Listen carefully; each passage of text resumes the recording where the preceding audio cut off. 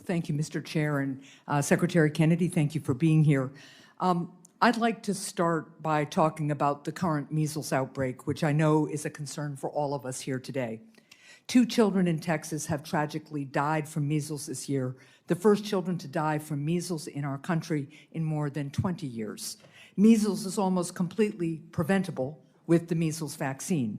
As you know, it's critical that families hear directly and clearly from healthcare leaders about how they can best protect their children. So, Mr. Secretary, I'd like to give you an opportunity to say clearly here today to any parents who are watching that the best way to protect their children from measles is to vaccinate them.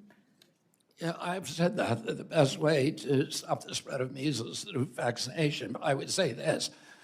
We have handled this measles outbreak. We get a measles outbreak every year. We've handled this measles outbreak better than any other nation. What I was interested in, you can say, what I asked you to do was to say straight to the camera, as you did on social media, that it is your position that the best way for parents to prevent their kids from getting measles is to vaccinate them. And that is your statement today. I said that too. All right, well, that is great, thank you. Now, you lead the nation's health department, so let me ask you a couple of questions. Do you think HHS should employ anyone who has endangered the health of children? No.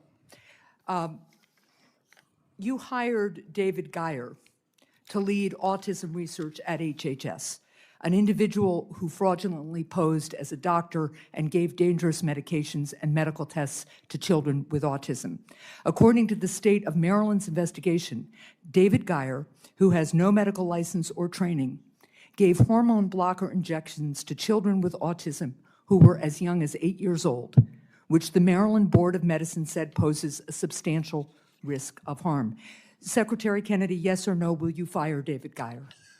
First of all, what you're saying is not true. And we did not hire David Geyer to manage autism research at HHS.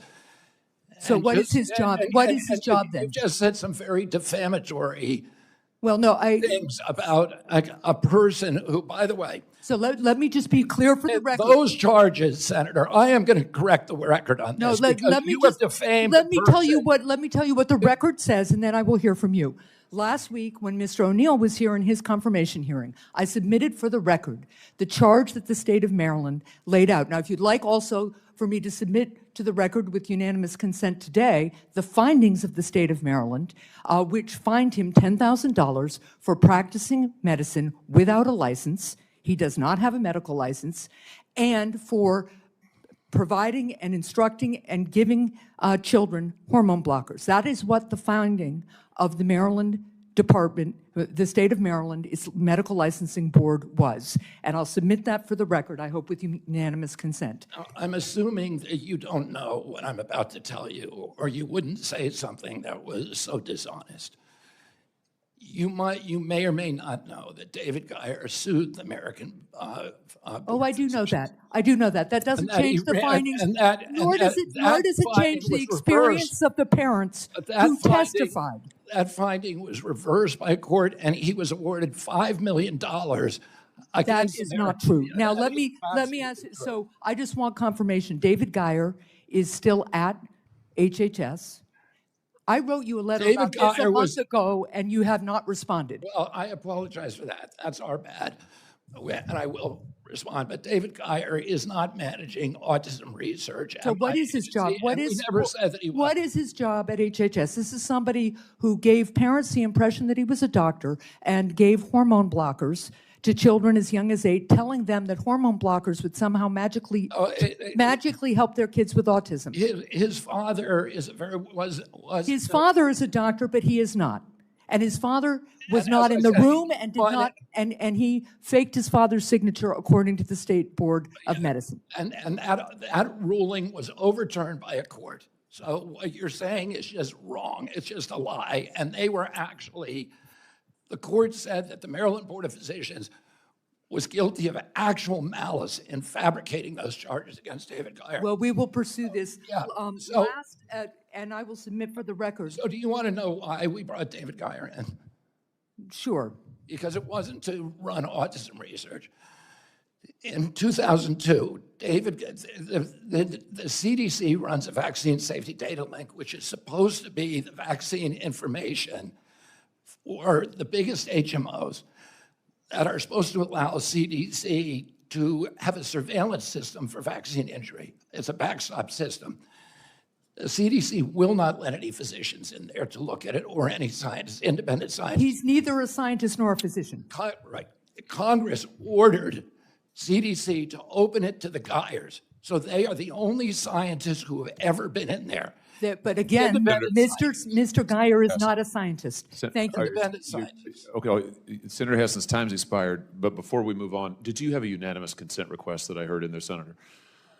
Thank you, Senator Hawley. I did. A unanimous consent request for the printout of the website that shows Dr. Geyer is in, not Dr. Geyer, that's his father, Mr. Geyer, is employed, and also a unanimous consent request for the finding from the Board of Licensing in Maryland. Without objection to both of those. And now, Mr. Kennedy, before we get to my time, do you want, if you'd like to finish your response, go ahead, and then I'll recognize myself. David Geyer is the only living independent scientist who's seen the VSD inside. There's been a lot of monkey business with the VSD, including allegations of fraud. And he was hired by an independent contractor not as an HHS employee, but by an independent contractor to look at the documents that we were getting to the VSD to see if they conformed with what he saw between 2002 and 2016. And that's the only reason that he was brought in, to see if there's so much information that has disappeared from that database. The only way we could find out what information disappeared was because he was the one guy who saw it. And just let the record show he's not a scientist. Thank you very much. All right. Mr. Secretary, Madeline Dean, Suburban Philadelphia.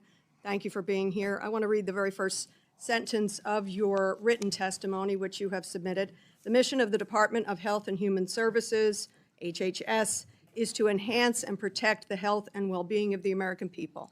And we are here to analyze the 2026 budget request, as the chairman points out. But I also want to take a look at what the ranking member has taken a look at, which is the cuts going on right now to that which has already been appropriated. We have to really keep a clear line here between what's your proposal for 26 and what is going on right now against the legislation that we have passed and that has been signed into law. I have to tell you that I'm more interested in substance than slogans. I'm getting a little lost in the MAGA, the MAHA, now there's AHA. I don't know where we're going with this. I want to talk about the substance. And in this case, something very personal to me is the issue of addiction and mental health. And I know you care deeply about these issues. I know you have been honest about your own recovery, your own struggle with addiction. In my family, my middle son, Harry, is now 12 and a half years in recovery from opioid addiction. It was a long road. It was a hard road. In active addiction, you know how difficult it is, and it's difficult to bring a family member back. I give Harry great credit. He now works in the area of addiction. That's why I'm very, very worried about what is going on with SAMHSA. If you take a look at the data, the numbers, we were getting somewhere. 2 years ago, 3 years ago, we were losing 110,000 people a year to overdose. That's 300 people a day. I call that a jetliner a day of souls crashing to this country. Just last year, the second half of 23 and the first half of 24, 12 months, that number went down 27% to 81,000 deaths of overdose. Don't let me minimize 81,000 deaths. That's still 220 people a day. Today, tomorrow, yesterday, 365 days a year. But a 27% reduction in overdose deaths in this country, overdose is still stealing a generation in this country. So why in God's name are we shuttering SAMHSA? We are not shuttering SAMHSA, and I share your concerns, and I'm anxious to work with you on this problem. I'm fully committed to it. Because of my own history, I lost a brother to overdose. I lost one of my nieces during the pandemic to overdose. Like every family in this country has somebody that was lost.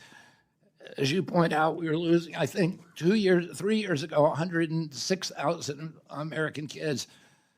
It's double the number that we lost during the 20-year Vietnam War. And we ought to be applying the Why same the cuts to resources. SAMHSA? And why are you shifting? We are not you've already shuttering cut. SAMHSA. We are still running 500 addiction centers. You've already cut SAMHSA, and the budget proposal is to shutter it and shift it to an AHA program, which I don't know what AHA means. To shift it to the Administration for Healthy America.